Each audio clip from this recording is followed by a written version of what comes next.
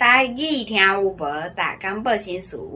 大家好，我是阿丁老师，欢迎大家收看今仔日的台语听有无？毋知各位观众敢有发现，伫路顶甲咱做伙，若是轿仔车、乌托摆、铁马尔尔，阁有一寡咧做工程咧用的车。今仔日的台语听有无？就要来甲大家分享这交通工具要安怎讲。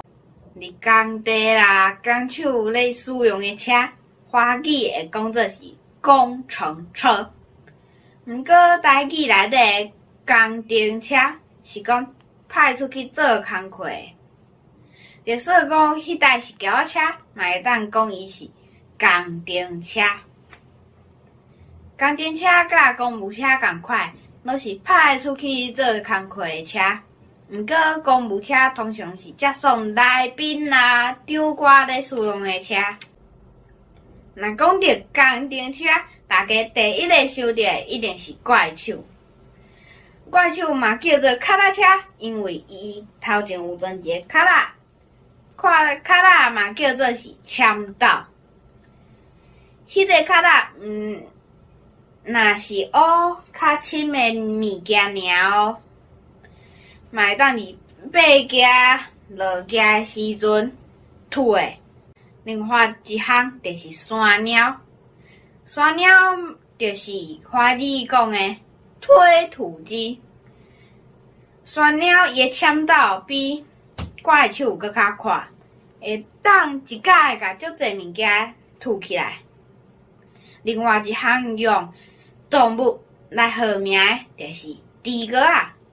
猪哥仔其实是对哥仔的谐音。若是讲到工程车，嘛会想到沙石车。沙石车就是砂石车。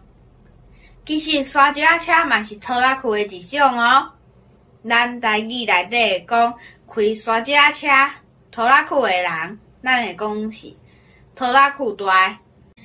拖拉库通常拢足大台，阁有一种细台的拖拉库，就是发财车。发财车毋免有大卡车的驾照，就会当开啊哦。所以台湾的中小企业拢足介意的。阁有一种较大台，就是连结啦，连结车。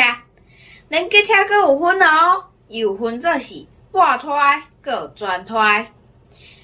全拖就是车头的部分嘛会当载货，半拖车头的部分就袂当载货。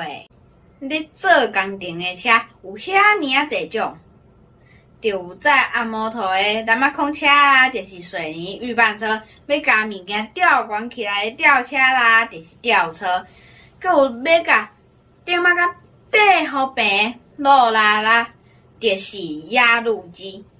工程车有遐尔啊侪种。毋知各位观众朋友有看过几种诶？